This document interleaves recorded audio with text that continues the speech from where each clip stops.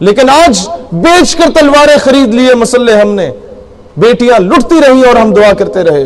میں جب یونیورسٹیز میں جا کے لیکچر دیتا ہوں تو یہ لبرل مافیا آ کے مجھے کہتا ہے تمہارا حلیہ تو نہیں ہے کہ تم مافیا صدیقی کی بات کرو، تم تو مجھے کوئی بدماش ٹائپ کے آدمی لگتے ہو، تہجد پڑھتے ہو؟ میں نے کہا نہیں، میں کبھی کبھار اللہ نے توفیق دی تو پڑھ لیا۔ اچھا،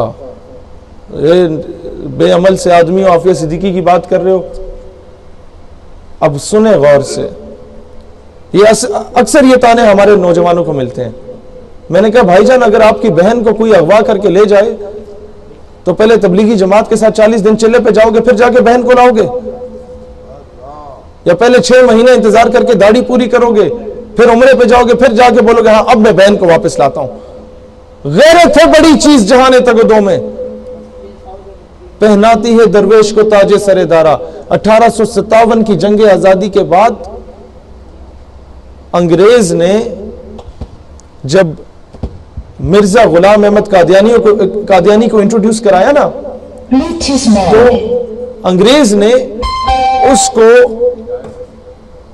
بے تحاشا پیسہ اس پہ لگایا اور اسے لٹریچر چھاپ کے دیا۔ اگر آپ قادیانیت کو سٹڈی کرتے ہیں نا، ان کے خرافات کو دیکھتے ہیں، تو 84 سے 90 کے درمیان اس نے کتابیں لکھی جو اس کے ہاتھ سے لکھی گئی ہیں، جو اس کے نام سے شائع ہیں۔ اس کے علاوہ وہ کہتے ہیں 5 الماریاں بھری جا سکتی ہیں جو کتابیں میں نے صرف جہاد پہ لکھی ہیں، اور اس میں کیا ہے کہ دور حاضر میں جہاد جائز نہیں ہے۔ دور حاضر میں ہمیں وقت کے تقاضے کو دیکھنا چاہیے۔ ہم بہت معاشی استحصال میں ہیں، انگریز حکومت کر رہا ہے، ہم نہیں اس طرح کی باتیں کر سکتے۔ سمجھ لیں آپ، تب سے ہمیں نصاب میں پڑھایا گیا کہ بس سب سے بڑا جہاد میں نفس ہے، اس کے علاوہ تو کچھ نہیں ہے۔ یہ جو لڑ رہے ہیں بارڈرز پہ تو ویسے ہیں۔ مجھے بتائیں آپ لوگ تو یہاں آتے ہیں مختلف زیارات، مجھے تو بھول گیا ان صحابی رسول کا نام، آپ مجھے یاد کرا دیں کون سے صحابی رسول تھے جنہوں نے کہا جب سیدنا بلال حبشی صدا کہتے تھے حی علی الجہاد، اب جہاد کی تیاری کرو، تو کوئی صحابی آئے رسول اللہ کے پاس اور کہا کہ حضور بتائیں کس موضوع پہ مضمون لکھنا ہے کسی کو نام پتہ ہے؟ یا کسی صحابی نے کہا ہو کہ کہاں جا کے فنکشن کرنا ہے یا کہاں جا کے تقریر کرنی ہے؟ سب کو پتا تھا کہ اب میدان عمل میں آنا ہے۔ نادا گر گئے سجدے میں جب وقت قیام آیا۔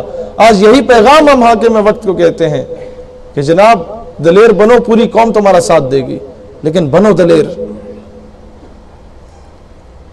ٹیپو سلطان ٹویٹ کر کے کشمیر نہیں آزاد کراتا تھا، ٹیپو سلطان اقوام متحدہ میں جا کے منتیں ترلے کر کے کشمیر آزاد نہیں کرواتا تھا۔ ٹیپو سلطان جس کی مثالیں دی جاتی ہیں وہ بھیک نہیں مانگتا تھا۔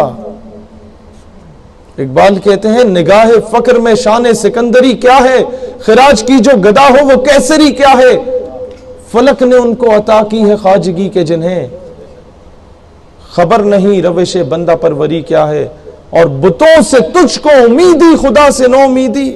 یہ IMF، یہ ورلڈ بینک، یہ سارا کچھ ان کے آگے بھیک مانگنا، ان سے کشمیر کی بھیک مانگنا۔ بتوں سے تجھ کو امیدی خدا سے نو امیدی، مجھے بتا تو صحیح اور کافری کیا ہے۔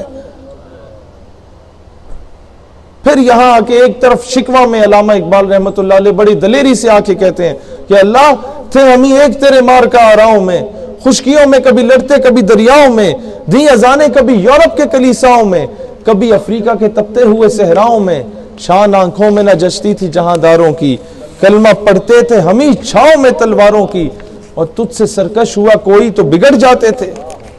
دیکھ کیا چیز ہے، ہم توپ سے لڑ جاتے تھے، نقش توحید کا ہر دل پہ بٹھایا ہم نے، زیر خنجر بھی یہ پیغام سنایا ہم نے، اور تجھ کو معلوم ہے لیتا تھا کوئی نام تیرا، قوت بازو مسلم نے کیا کام تیرا۔ جواب شکوہ میں تھپڑ رسید ہوتا ہے ہم لوگوں کو۔ اچھا تو یہ دلیری دکھا رہے ہو؟ میرے قرآن کو سینوں سے لگایا کس نے؟